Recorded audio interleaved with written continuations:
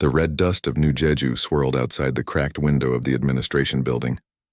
Daesung stared at the dying landscape and felt the weight of 50,000 lives pressing down on his shoulders. He was 47 years old, and he knew he would probably die here. They all would. The colony had been failing for 3 years now. It started small. Just a few problems with the terraforming equipment. Then the atmospheric processors began breaking down faster than they could fix them. The soil turned bad and crops wouldn't grow anymore. The medical supplies ran low, then ran out. Children got sick. Old people died. And Earth didn't care. Daesung had sent over 200 messages to the unified human government. He begged them to send ships to evacuate the colonists, to at least send supplies. The answer was always the same. New Jeju was too far away, too expensive to help, too few people to matter. The government had written them off as a bad investment. 50,000 people, and they weren't worth saving. He looked down at his desk at the picture of his nephew Taimin. The boy was only 23, full of energy and hope when they first arrived here. Now Taimin spent 16 hours a day trying to keep the failing equipment running. His hands were scarred from burns and cuts. His eyes had lost their shine. The door opened and Hana walked in. The chief medical officer looked exhausted. She always looked exhausted these days. Her white coat was stained and worn. She had bags under her eyes that never went away. "We lost another child last night," she said quietly. "The Kim family's youngest daughter. Respiratory failure.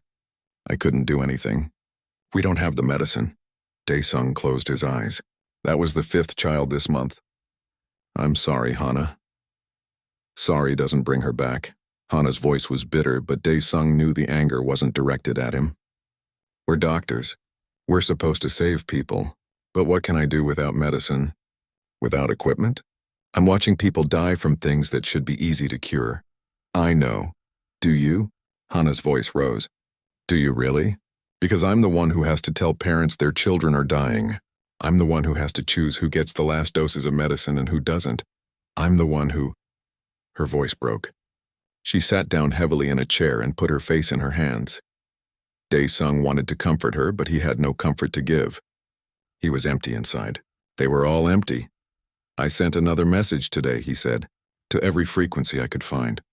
Not just human channels, everything. I don't care who hears it anymore." Hana looked up. "You think aliens will help us when our own people won't?" "I don't know, but I have to try something." For 3 days, nothing happened. Daesung went through the motions of running a dying colony. He assigned work details. He approved food rations that got smaller every week. He attended funerals. So many funerals. Then the message came. Taimin burst into his office, his face flushed with excitement. Uncle, you need to see this." Daesung felt a spark of something he hadn't felt in months. Hope? No, he couldn't let himself hope. Hope hurt too much when it died. The message was in standard galactic trade language translated by their basic computer systems. It was from someone called the Valesh. "We received your distress call. We are coming to help. No payment required. All sapient life deserves to survive. We will arrive in 43 days. Daesung read it 3 times. Then he read it again. "It could be a trap," said Jiwoo. The former military officer had become one of the colony's farmers, though there was little left to farm. He stood in the corner of the room with his arms crossed. "We don't know anything about these Valesh. They could be pirates, slavers, worse. Worse than dying here," Taimin shot back. "Worse than watching our families starve?" "We need to be careful," Jiwoo insisted. "Humanity has plenty of stories about aliens who offer help, and then humanity abandoned us." Taimin's shout echoed in the small room. "Our own people left us to die. So forgive me if I'm willing to trust someone who actually answered our call." Daesung raised his hand for silence. Jiwoo's caution is understandable. But Taimin is right. We have no other options. If these Valesh come and they mean us harm, we're no worse off than we are now. If they really want to help— He trailed off. He still couldn't let himself believe it. "I'm calling a colony meeting," he decided. "Everyone deserves to know, and everyone deserves a vote on whether we accept this help." The meeting hall was packed. Every adult who could walk was there. They listened in silence as Daesung explained the message. Then the arguments began. Some people were afraid. They spoke of horror stories of aliens who harvested humans for experiments or food. Others were desperate enough to accept help from anyone. Parents with sick children begged to give the Valesh a chance. Young people wanted to believe in something. Old people were tired of fighting. In the end, the vote was close.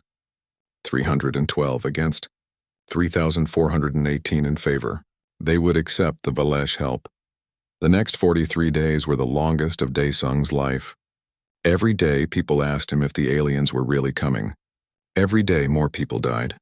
Every day, the colony's systems failed a little more. Hana's medical center became a hospice. She stopped trying to cure people. She just tried to make them comfortable. Taemin worked himself to exhaustion, keeping the life support systems running. Jiwoo organized the remaining food supplies, making sure children ate first. On the 43rd day, 3 ships appeared in orbit. They were unlike any human ships Daesung had ever seen. Organic curves instead of straight lines, surfaces that seemed to shimmer and change color. Beautiful in a strange way, the message came immediately. This is Coordinator Kivathal of the Valesh. We are here to help. May we land? Daesung's hand shook as he sent the response. Yes, please. The ships landed outside the colony in a clear area. Daesung, Hana, Taemin, and Jiwoo went to meet them. Half the colony followed, unable to stay away. The cargo doors opened, and the Valesh emerged. They were insectoid, walking on 4 legs with 2 more limbs that seemed designed for manipulation. Their bodies were covered in a chitinous shell that was translucent, showing strange organs beneath. Their heads were triangular with multiple eyes. They moved with a clicking, precise grace. Someone in the crowd screamed.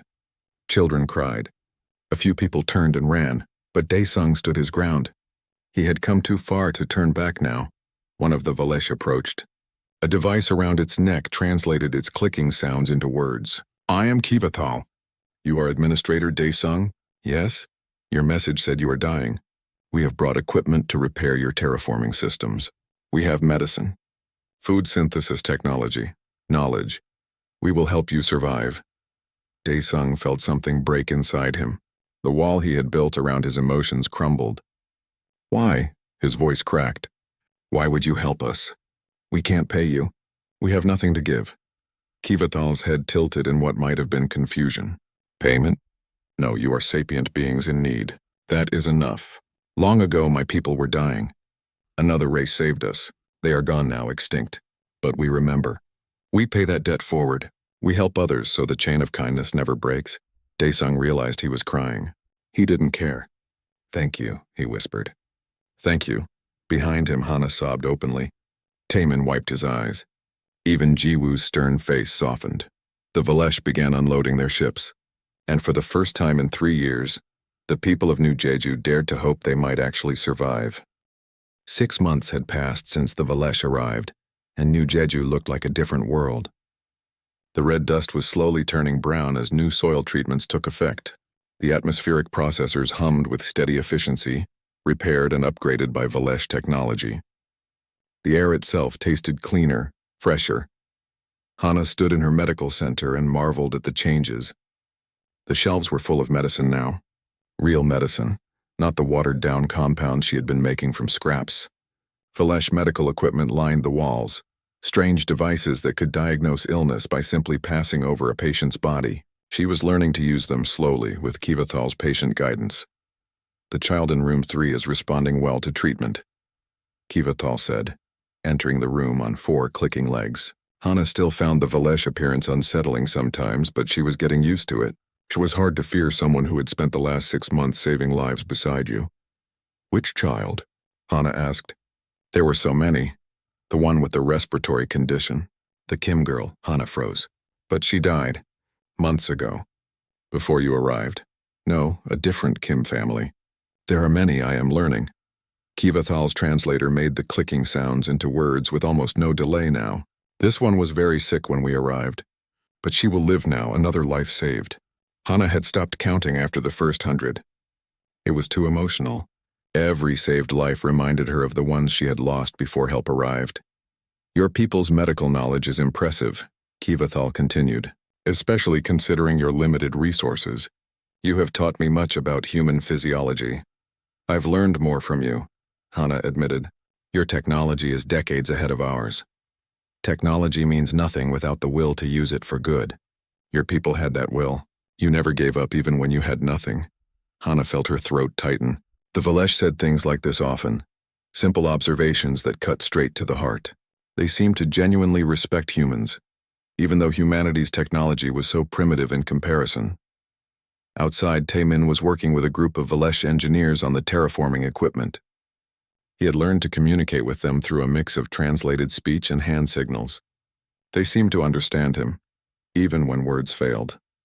This connection here, one of the Velesh engineers indicated with a precise movement of its manipulation limbs. It is corroded. This is why your system failed. Taemin examined the connection. The Velesh was right, of course. They were always right about the technical things, but we inspected this connection every month. We followed all the maintenance procedures.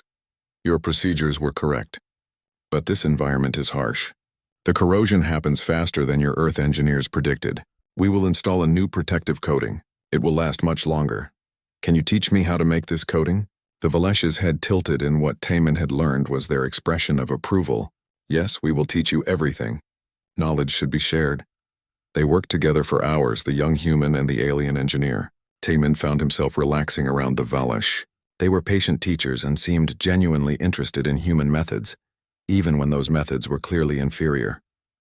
Why do you help us? Taemin asked during a break. Really? You said something about another race saving your people, but that seems like a strange reason to travel across the galaxy. The Velesh was quiet for a moment, its multiple eyes blinking in sequence. Millions of years ago, my people were like you, desperate, dying. A race called the Prethik found us.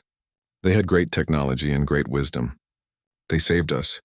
They asked for nothing in return. They only said, remember this kindness and pass it forward. What happened to them?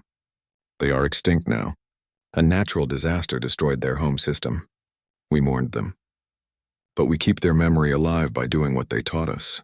We help others in need. It is our purpose. Taemin thought about this. So you help us because someone helped you, even though they're gone. Yes. And perhaps someday when you are strong, you will help someone else. The chain continues. Kindness never dies if we remember it. Not everyone accepted the Velesh so easily. Jiwoo watched the aliens with constant suspicion. He had been a soldier once, trained to be cautious, to look for threats. And these aliens were very alien. He stood guard duty often, volunteering for shifts nobody else wanted. He told himself he was protecting the colony. Really, he was trying to understand what the Velesh really wanted. No one gave this much for free. There had to be a catch. One afternoon, he was watching a group of Velesh workers install new power generators when he heard the screaming. His daughter Yuna, only 8 years old, had been playing near a half-collapsed storage building. The structure was giving way. Jiwoo ran, but he knew he wouldn't make it in time. The building was coming down fast and Yuna was directly underneath. A blur of movement. One of the Velesh workers moved with incredible speed, covering the distance in seconds. It grabbed Yuna with its manipulation limbs and threw itself backward, pulling her clear. The building collapsed in a cloud of dust and debris. When the dust cleared, Yuna was crying but unhurt. The Velesh worker was not so lucky. A falling beam had struck its shell, cracking it. Green fluid leaked out. The alien was making sounds of pain that the translator couldn't interpret. Jiwoo gathered his daughter, then looked at the injured Velesh. Other Velesh were already rushing over with medical supplies. They worked quickly, sealing the crack with some kind of biological adhesive. Thank you, Jiwoo said to the injured Velesh. His voice was rough. You saved my daughter, the Velesh's translator crackled. She is a child. All children deserve protection. It is not a thing to thank me for. It is simply what one does. That night, Jiwoo's wife noticed him crying quietly at their kitchen table. He had not cried since they arrived on New Jeju, not through all the hardship and death. But now the tears came. I was wrong about them, he said. I thought they had some hidden agenda. Some trick. But they don't. They're just good. How is that possible? How can anyone be that good? His wife put her hand on his shoulder. Maybe we've forgotten what goodness looks like. We've been betrayed by our own people for so long. The work continued. Slowly, steadily, New Jeju transformed. The Velesh installed new water purification systems. They repaired every piece of equipment. They taught the colonists how to maintain everything. They shared their technology freely, never holding anything back. Kiva Thal explained it to Dai Sung one evening. We do not believe in keeping knowledge secret. What good is knowledge if it only serves a few? We give you everything we can. You will remember it. You will use it. Perhaps you will improve on it. That is how civilizations grow. But you're giving us such an advantage, Daesung said. Technology that took your people thousands of years to develop. You're just handing it to us. Yes, because you need it, and because knowledge grows when shared. If we hoard our technology, it stagnates. If we share it, it spreads and evolves. Your people will take what we give you and make something new. That benefits everyone. 18 months after they arrived, the Valesh prepared to leave. New Jeju was thriving now. The population had actually grown as children who would have died were now healthy. The crops were abundant. The air was clean. The colony had a future. The entire population gathered to say goodbye. Many people were crying. Children who had grown up with the Valesh workers as part of their daily life didn't understand why they had to go. Kivathal addressed the crowd. You do not need us anymore. You are strong now. You will survive. You will grow. This pleases us greatly. Daesung stepped forward. We owe you everything. Our lives, our future, our children's lives. How can we ever repay you? You owe us nothing. But if you wish to honor us, then remember. Remember that when you were dying, someone came to help. Remember that kindness exists in the universe. And perhaps someday if you find someone else in need, you will help them, not because they can pay you, not because it benefits you, but simply because it is right. That is all we ask. We will remember, Daesung promised.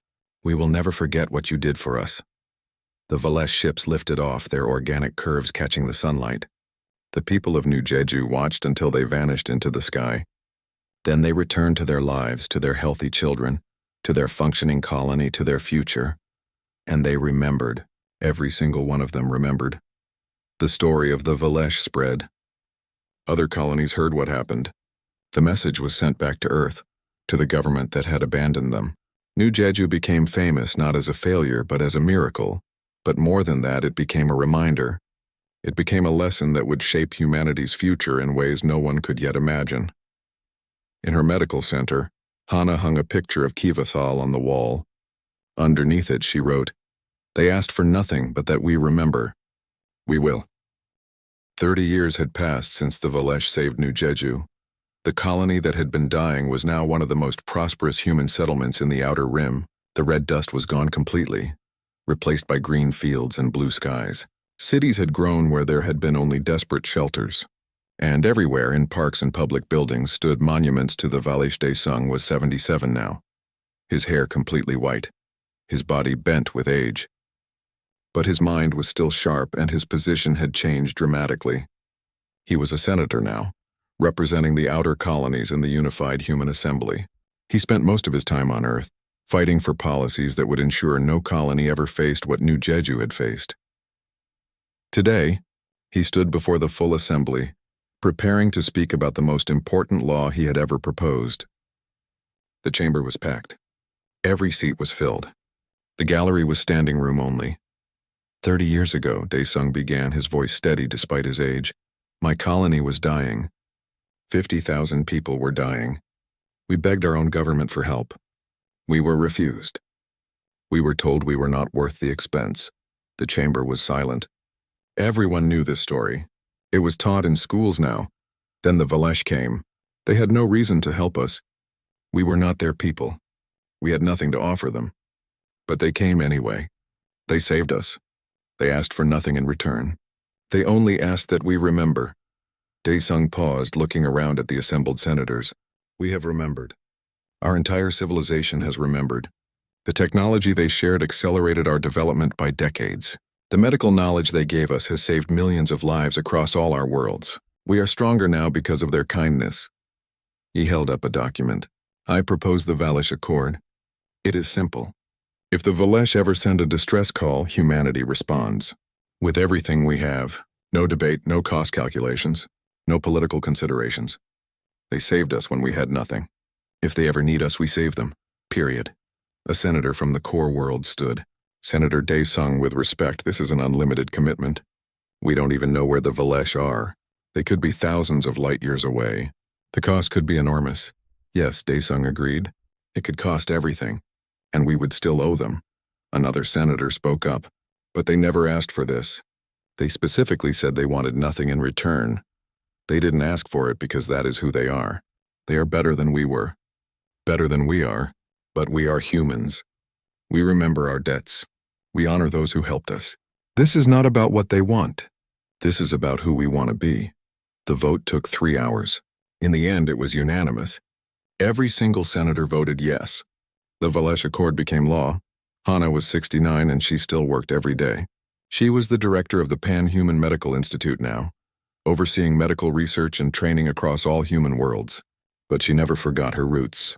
Once a month, she returned to New Jeju to work in the same medical center where she had once watched children die for lack of medicine. She trained the new generation of doctors differently than she had been trained. Every student who passed through her program learned the story of the Valesh. They learned what it meant to have nothing and what it meant to receive help without conditions. Medicine is not just about technique, she told her students. It is about remembering that we serve life itself. The Valesh understood this. They saved us not because we were valuable, but because all sapient life is valuable. That is the standard we must hold ourselves to. Her students spread across human space carrying that philosophy with them. Human medical teams began responding to distress calls from other species, asking nothing in return. They called it the Valesh Protocol. Help those in need because it is right. Taman had followed a different path. Now 53, he was an admiral in the human exploration fleet. His ships pushed into unexplored space, making first contact with new species, mapping new systems. He was good at his job, respected by his crews, known for his fairness and his willingness to take risks to help others. He named his flagship the Kivathal. When asked why, he always told the story of the day the Valesh arrived on New Jeju. He had been there. He had seen them. He had worked beside them. He had learned from them. They showed me that strength is not about weapons or military power, he explained to his officers. Real strength is helping someone who cannot help you back. Real strength is kindness. His daughter Sujin was 26 and had just been appointed as a diplomatic attaché. She was brilliant, idealistic, and completely committed to building bridges between humanity and other species. She carried a small crystal pendant that the Valesh had left behind, a gift to the children of New Jeju. She wore it every day. The Valesh changed us, she told her colleagues. Before they came, we were a species that abandoned our own people. After they came, we became a species that never forgets a kindness. That transformation is our greatest achievement. Across human space, the Valesh became more than just a story. They became a cultural touchstone. Songs were written about them. Holidays were established. Every child learned about the day the aliens came to save New Jeju. Every child learned the lesson: remember those who help you, and help others in turn. The Valesh Day became the most widely celebrated holiday in human space. On that day, people did acts of service for strangers. They donated to causes. They helped neighbors. They volunteered. It was a day of paying forward the kindness that had been shown to humanity. Schools taught the Valesh philosophy. Businesses adopted it. Military academies included it in their training. The idea that all sapient life deserved preservation became a core human value. It had not been before. Humans had been cruel, selfish, pragmatic. But the Valesh had shown them another way, and humans had taken that lesson to heart. The technology the Valesh left behind revolutionized human society. Terraforming that had taken centuries now took decades. Medical treatments that had been impossible became routine. Energy production became cleaner and more efficient. Food synthesis eliminated hunger on every human world.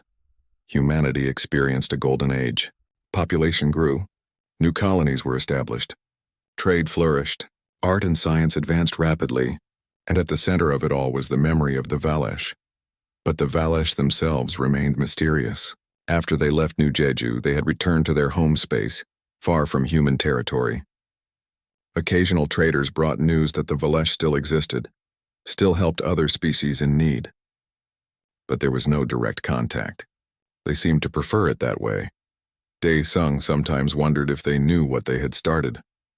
Did they know that their act of kindness had transformed an entire civilization? Did they know that humanity now modeled itself after their example? He suspected they did not care. That was their way. They helped because it was right, not because they wanted recognition or gratitude. But humanity gave them both anyway. In universities across human space, scholars studied the Valesh impact. Sociologists wrote about how a single act of kindness had reshaped human culture. Economists analyzed how the shared technology had accelerated human development. Philosophers debated what it meant that humans had needed aliens to teach them compassion. Historians called it the Great Transformation. Before the Valesh, humans were defined by their conflicts, their competition, their constant struggles for power. After the Valesh, humans were defined by their loyalty, their gratitude, their willingness to help others. It was not a complete transformation. Humans still fought. They still competed. They still had conflicts and problems. But something fundamental had changed. There was now a cultural expectation that when someone helped you, you remembered. And when someone needed help, you gave it. The galaxy noticed. Other species began to see humans differently. They were no longer just another aggressive spacefaring race scrambling for resources. They were the species that never forgot a debt. The species that would cross the galaxy to help a friend. The species that valued loyalty above profit. It gave humanity a reputation. A dangerous reputation in some ways, because everyone knew that if you harmed a friend of humanity, you would face consequences. But it also made humanity valuable allies. Everyone knew that if humanity called you a friend, they meant it. Sujin wrote her doctoral thesis on this phenomenon. She called it the Valesh effect, how alien kindness redefined human identity. It became required reading in diplomatic academies. We are all products of the Valesh's choice, she wrote in her conclusion. They could have passed by New Jeju. They could have ignored the distress call. They had no obligation to help. But they did help, and in doing so, they gave humanity more than just survival. They gave us a mirror to see what we could become. Admiral Taemin kept a copy of his niece's thesis on his desk. He was proud of her, proud of what humanity had become. But he also knew that the real test had not yet come. The Valesh had helped humanity when humanity was weak. They had asked for nothing. But what would humanity do if the Valesh ever needed help? Would they truly honor the Valesh Accord? Would they really sacrifice everything to repay that ancient debt? He hoped they would never have to find out, but in his heart he knew the day would come. The galaxy was a dangerous place, and when that day came, humanity would have to prove that all the songs and holidays and monuments meant something real. The distress signal arrived on a Tuesday morning. It was faint, distorted, traveling across thousands of light years, but the signature was unmistakable. Valesh, the signal reached a relay station on the edge of human space first. The technician on duty was a young woman named Mirai, who had grown up on New Jeju. She had been 5 years old when the Valesh saved her colony. She still remembered the clicking sounds they made, the patient way they had treated scared children. Her hands shook as she verified the signal. Then she sent it up the chain of command. Priority Alpha, the highest level. Within minutes, it was on every command screen in human space. The message was short and broken, damaged by distance and interference. But enough came through. This is Chimara of the Valesh Union. We are under attack. The Krovan hierarchy has invaded our space. Our colonies are burning. Billions are dead or displaced. We are a peaceful people. We have no defense against this aggression. We do not ask for help. We know we have no right. But if anyone hears this, please know that the Valesh will soon be extinct. That was all. The signal ended. For exactly 4 seconds, there was stunned silence across human military and government channels. Then everything exploded into action. Admiral Taemin was in a strategy meeting when the alert came through. He was 64 now, his hair gray, his face lined. But his eyes were still sharp. He read the message once. Then he stood up. Get me the 5th Fleet now, full mobilization. Sir, we should wait for orders from now. Taemin's shout echoed through the command center. The Valesh saved my uncle's colony. They saved my life.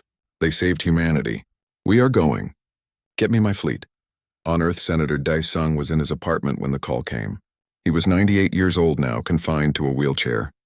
But his mind was still clear. His aide burst in, tears streaming down her face. Senator, the Valesh. They're dying. They're under attack.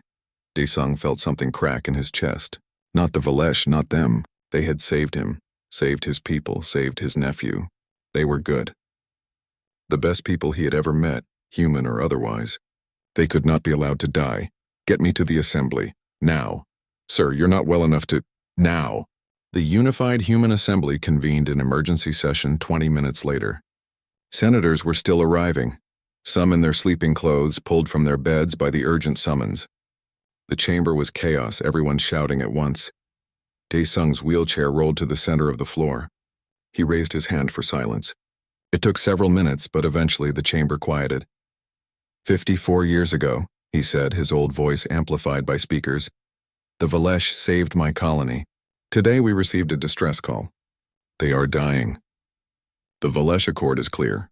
We respond. I move for immediate implementation of the Accord. Full military mobilization. All resources directed to Valesh relief. No debate, no delay. Seconded.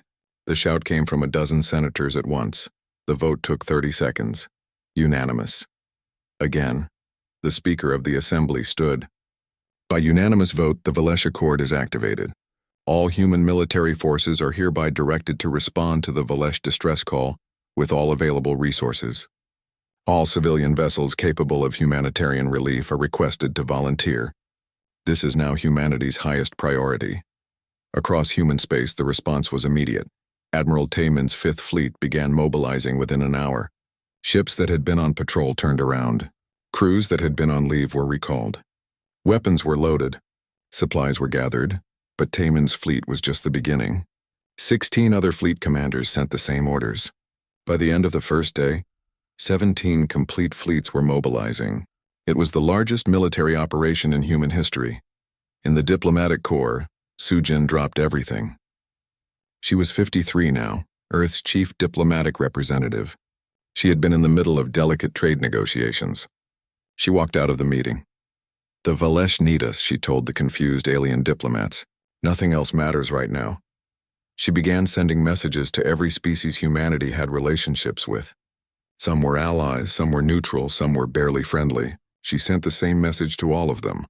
The Valesh are under attack. They saved humanity when we were dying. We are going to save them. We ask that you cut off all trade and support to the Krovan hierarchy. Refuse them docking rights. Refuse them supplies.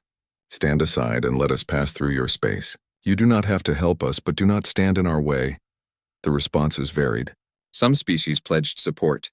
Others remained neutral. A few threatened consequences if humanity took military action. Sujin ignored the threats. Nothing would stop this. On New Jeju, the news spread like fire. The planet that had been saved now mobilized to save their saviors. Every adult who could hold a weapon volunteered for military service. Factories shifted to war production. Shipyards began working around the clock. Hana was 86 now, too old for space travel. But she organized medical teams, sent supplies, trained volunteers. Her students were scattered across human space, but she called them all. The Valesh are dying, she told them. They saved us. Now we save them. Drop everything, go. Thousands of human doctors and nurses volunteered. Hospital ships were pulled out of reserve. Medical supplies were gathered from every human world. But the military response was the heart of it. 17 fleets, over 2,000 warships, hundreds of thousands of soldiers, supply ships, support vessels, fighters, carriers, everything humanity had. The cost was enormous. Trade routes were abandoned. Territorial disputes were put on hold. Profitable mining operations were suspended as resources were redirected. Economists calculated that the mobilization was costing humanity trillions of credits per day. Nobody cared. On social media, across human space, the same sentiment appeared again and again. They saved us when we had nothing, we go. Whatever it costs. Recruitment centers were overwhelmed. Young people lined up for blocks to volunteer. Old veterans came out of retirement. Civilians with no military experience begged to be allowed to help somehow. Remember Jeju became the rallying cry. It was painted on ships, shouted in training camps, whispered in prayers. The memory of that day 54 years ago when the Valesh had come to save a dying colony drove humanity forward. Admiral Taemin stood on the bridge of the Kiva Thal and looked at his fleet. His flagship was surrounded by hundreds of other vessels. Behind him, 16 other fleets were assembling. It was beautiful and terrible at the same time. Sir, his second officer said quietly, the Valesh are thousands of light years away. Even at maximum speed, it will take us weeks to get there. They might already be gone by then. Then we go anyway, Taemin said. We go to avenge them. We go to punish those who hurt them. We go because they saved us and we will not forget. His daughter Sujin had arranged passage on a fast courier ship. She would arrive ahead of the fleets to make contact with the Velesh if any remained, to assess the situation, to coordinate with allies. Before she left, she visited her father's flagship. They stood together on the observation deck, watching the fleet assemble. "I remember the stories you told me," Sujin said, "about the day the Velesh came to New Jeju, about how great Uncle Daesung cried when they said they would help. I grew up with those stories. Every human child grows up with those stories. And now we get to write the next chapter," Taemin said. "We get to show the Velesh that humans remember, that human gratitude means something. What if we're too late?" Sujin's voice was small. "Then we make sure the galaxy never forgets what happened. We make sure everyone knows that the Velesh were good and that they deserved better. And we make sure whoever did this pays for it." The fleets began moving. One by one, ships engaged their faster-than-light drives and vanished into the darkness. They left behind a human space that was stripped of military protection, vulnerable to attack, economically disrupted. Other species watched in amazement. The humans were abandoning everything to help an alien species thousands of light years away. It made no strategic sense. It made no economic sense. It was foolish, reckless, dangerous, but it was also the most human thing imaginable, because humans remembered, humans honored their debts, and humans never abandoned their friends. Back on Earth, in his apartment, Daesung watched the news coverage of the fleets departing. He was too old to go himself, too frail. He would probably die before the fleets even arrived. But he could watch. He could bear witness. "We're coming," he whispered to the screen, to the darkness, to the Velesh across the galaxy. "You saved us. Now we save you. We promise to remember. We have not forgotten." Tears rolled down his old face. He hoped the Velesh knew that help was coming. He hoped they could hold on just a little longer. He hoped they understood that humanity had not forgotten them, would never forget them. "Hold on," he whispered. "Please hold on. We're coming." The Krovan hierarchy had been expanding for centuries. They were a militaristic empire, built on conquest and domination. They believed in strength above all else. The weak existed to serve the strong. That was their philosophy, their culture, their truth. When they discovered the Velesh, they saw easy prey. A pacifist species with minimal military, spread across dozens of colonies, rich resources, advanced technology, perfect targets. Warlord Thrakvan commanded the Krovan invasion force. He was a massive creature, heavily armored with 4 arms and a face that showed no mercy. He had conquered 17 species in his career. The Velesh would be his 18th. The invasion had been quick and brutal. Velesh colonies fell one after another. The Velesh did not fight back effectively. They had weapons, but they did not have warriors. They had ships, but they did not have battle fleets. They were scholars, healers, builders, not soldiers. Thrakvan's forces burned Velesh worlds. Billions died. Billions more fled as refugees, their lives destroyed. The Velesh sent out distress calls, but no one came. Other species watched and did nothing. That was how the galaxy worked. The strong took what they wanted. Chimara was young for a Velesh leader, only 30 cycles old. She had never expected to be in command during a war. The Velesh had not fought a war in thousands of years. But the elder leaders were dead, killed in the first attacks. She was all that remained. She had sent the distress call without much hope. The Velesh had helped many species over the millennia, but that had been generations ago. Nobody remembered. Nobody cared. The Velesh would die alone, as so many species had died before them. Then the humans arrived. Sujin's courier ship dropped out of faster-than-light travel, at the edge of Velesh Prime, the Velesh home system. What she saw made her sick. Debris fields where colonies had been. Refugee ships fleeing by the thousands. Krovan warships in formation, preparing for the final assault on Velesh Prime itself, the planet that had been the center of Velesh civilization for millions of years. She sent a message on all frequencies. "This is Ambassador Sujin of the Unified Human Government. We are here to help." "Where is Chimara?" The response came quickly. Translated clicks full of confusion and disbelief. "Humans, why are you here? We did not ask for you saved us 54 years ago. We remember. Now tell us where you need us." There was a long silence. Then Chimara's voice shaking. "You came? You actually came? We came, and we brought friends. How long can you hold?" "Maybe 2 days. The Krovan have us surrounded. We cannot evacuate everyone. Billions will die when they attack. Then we hold for longer than 2 days. The main fleet is 3 days behind me. We hold until they arrive. You cannot fight the Krovan alone. They have hundreds of ships. I am not alone, and we are very good at fighting for our friends. Trust me. Admiral Taman's advance force arrived 12 hours later. 50 ships, fast attack vessels, all volunteers who had pushed their engines past safety limits to get there faster. It was nowhere near enough to fight the Krovan fleet. Taman did not care. He had 3 days to buy. He would buy them.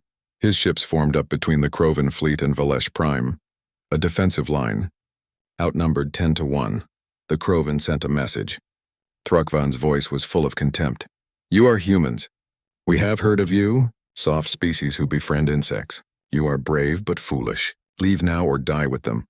Taman's response was calm and cold. 54 years ago, these insects saved my people when we were dying. They asked for nothing in return. They just helped us because it was right. Now they need us and we are here. We will not leave. We will not surrender. And in 3 days, you will understand what human gratitude looks like. 3 days? You think you can hold for 3 days? You are delusional. Maybe, but we are still not leaving. The battle began. The Krovan attacked with overwhelming force. They had numbers, firepower, experience. The human advance force should have been destroyed in minutes, but humans fought differently than the Krovan expected. They did not fight for territory or resources. They fought for the Velesh, for the memory of kindness received, for the debt they owed. They fought like demons. Human ships threw themselves into impossible situations to protect Velesh refugee transports. Pilots made sacrifices that no rational military doctrine would approve. Entire crews died to buy minutes. New Jeju's promise took critical damage protecting a refugee ship. The captain did not retreat. She rammed her dying ship into a Krovan cruiser, taking it down with her. Kivathal's gift lost engines and weapons but continued broadcasting tactical data until the Krovan destroyed it. The crew died at their stations buying information with their lives. Ship after ship fell. But they held. For 3 days, 50 ships held against 500. They held through tactics, through courage, through sheer stubborn refusal to abandon the Velesh. On Velesh Prime, Chimara watched in disbelief. Why do they fight like this? They barely know us. An old Valish elder, one of the few who remembered the ancient days, spoke. They remember. Humans remember everything. Every kindness, every debt. We saved one small colony of theirs. They will die to repay that debt. But this is insane. They are sacrificing themselves for us. That is what makes them human. On the 3rd day, Admiral Taman had only 11 ships left operational. His flagship, the Kivathal, was barely holding together. But they had held. 3 days. The refugees were mostly evacuated. Velesh Prime still stood. Then the main fleet arrived. It was the most beautiful thing Taman had ever seen. Ships dropped out of faster-than-light travel by the hundreds, then by the thousands. 17 complete fleets, the entire military might of humanity, arrived to save the Velesh. The Krovan formation broke in confusion. They had been told humans were a minor species. This was not minor. This was terrifying. Thrukvan stared at his screens in disbelief. How? Why? What are they? His tactical officer was equally confused. Sir, they crossed the galaxy for this. They abandoned their entire territory. This makes no strategic sense. It does not need to make sense, Thrukvan growled. We have more ships. We can still win. But he was wrong. The human fleet did not fight like a normal military force. They fought with a fury the Krovan had never encountered. Every ship bore names related to the Velesh. Every crew member had grown up with stories of New Jeju. They were not fighting for conquest or glory. They were fighting for the species that had saved them. The battle raged for 6 hours. It was brutal, ugly, desperate. Both sides took heavy casualties. But the humans had something the Krovan did not. They had a reason beyond survival. They had gratitude. Taman led a flanking maneuver that broke the Krovan line. It was dangerous, possibly suicidal. He did not care. The Velesh had saved his uncle, his colony, his life. He would die to return that favor. The maneuver worked. The Krovan formation collapsed. Ships began fleeing. Sujin, meanwhile, was working on another front. She had spent days contacting every species near Krovan space. Her message was simple. The Krovan attacked a peaceful species for no reason except that they could. The Velesh never harmed anyone. They only helped others. If you allow this to stand, you tell the galaxy that kindness is weakness. Help us, or at least cut off the Krovan supply lines. She invoked history, morality, self-interest. She promised trade deals, alliances, human support. She called in every favor humanity had. And slowly, species began responding.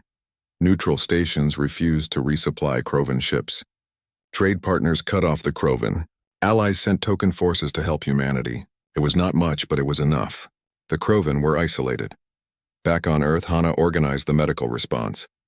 Hospital ships arrived at Valesh Prime, filled with human doctors who had dropped everything to come. They set up field hospitals, treated Valesh wounded, worked alongside Valesh medical staff just as Hana had worked with Kivathal 54 years ago. The Valesh kept trying to thank the humans. The humans kept refusing. "You saved us when we had nothing," one human doctor told Chimara. "This is just us paying our debt, but you owe us nothing. We helped because it was right." "Exactly. And we help because it is right. You taught us that." After 2 weeks of fighting, Thrakvan was captured. His fleet was destroyed or scattered.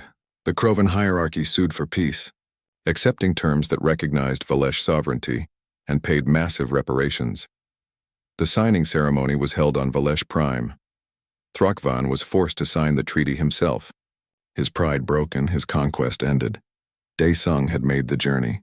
He was 102 years old, his body failing, kept alive by medical technology. But he had to be there. He had to see this. He sat in his wheelchair next to Chimara.